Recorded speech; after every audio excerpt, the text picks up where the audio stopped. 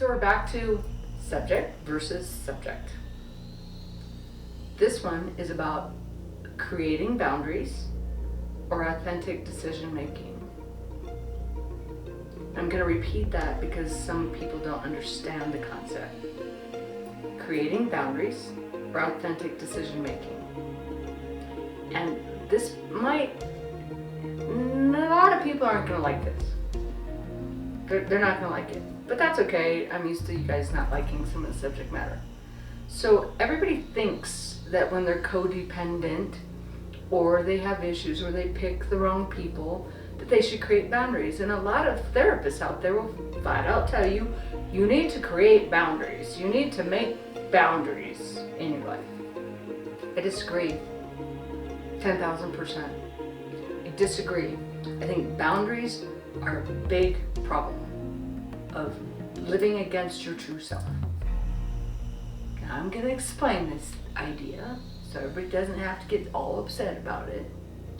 Now, authentic decision making says, I'm going to live my truth. I'm going to live my truth, and you're not allowed in my truth. You're not allowed in my space anymore. I'm not going to be doing this anymore. So I'm being authentic in my decision making. I'm not creating boundaries because boundaries mean I put up a wall, the wall is still there, that means you're, or the circumstance or the situation is still over there, and you're still in fear or you're still in response to the boundary. Which also puts up a difficult situation where you are stuck inside of that boundary. You're not allowed to go live your life over there. They're not allowed to come live their life over here. And so we have this wall of fighting. It's an argument against yourself. So why would you create a boundary against yourself? Because you don't know how to make a good decision? Because everybody needs to be able to make a good decision sooner or later.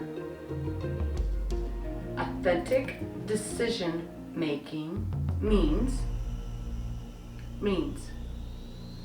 I honor who I am, and I'm making the decision for myself not to be involved in this situation. I'm taking myself out of this. I'm still going to live a great life. Wherever I go, whatever I do, I'm going to create something fantastic and authentic to myself. Authenticness is in the solar plexus. It's not in the mind. Boundaries are created in the head. It's not a true soulful thing. Well, I'll just create a boundary. Then they can't get in. It's in the head. You create it in your head. You make it up.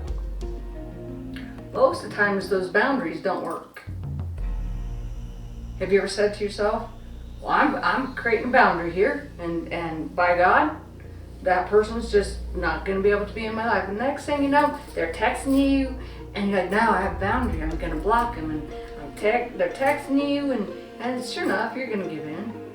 Because the boundary isn't going to work. Because all you did was put up a wall, not your authentic self. You do an authentic self decision making, okay? I promise you one thing, nobody ever will interfere with that decision making again. You don't have to keep pushing them away. You don't have to keep getting rid of it. Because it doesn't exist, because you made an authentic decision for yourself and for your life. Again, most therapists will say you need to learn how to create boundaries. I'll say that you need to learn how to make authentic decision making for yourself and for your life. What's good for you and what's not good for you. Where you will play in the sandbox, or you're not going to play in the sandbox at all. You're going to go swing on a swing set somewhere, because swinging is better for you than playing in a sandbox and getting sand kicked at you. simple. Why remain in a place that you don't want, you don't like, that you think you're going to get better at, but you're not any good at it? The whole point is that when therapists say you need to create boundaries, you're not any good at making boundaries. And you like the drama. You like thinking that maybe, just maybe, you're gonna win this. It's your own challenge against yourself, actually. So what purpose does it serve other than more drama, and then you feel bad about yourself because you allowed that person to text you, or you allowed your boss to take advantage of you, or you allowed whatever, and you're making excuses about what you're allowing. The boundary means you've allowed something that's against you. Again, I'm going to repeat it. The boundary means that you have allowed something against you. Authentic decision making says, you cannot go against me. I'm not playing in this arena. This is my truth. You're not welcome. So think about the boundaries that you've created, how you keep separating yourself from yourself. You keep separating yourself from the people you don't like because you can't say, you don't have enough guts to turn around and say, I don't like you, and you're not welcome in my life. That's authentic decision making right there. I don't like you, you're not welcome in my life. Get out of my life. You're not welcome here. I like peaceful. I like happy. I like beautiful things. And all you're doing is ruining my happy. That's authentic decision making. Then it's about taking action towards that.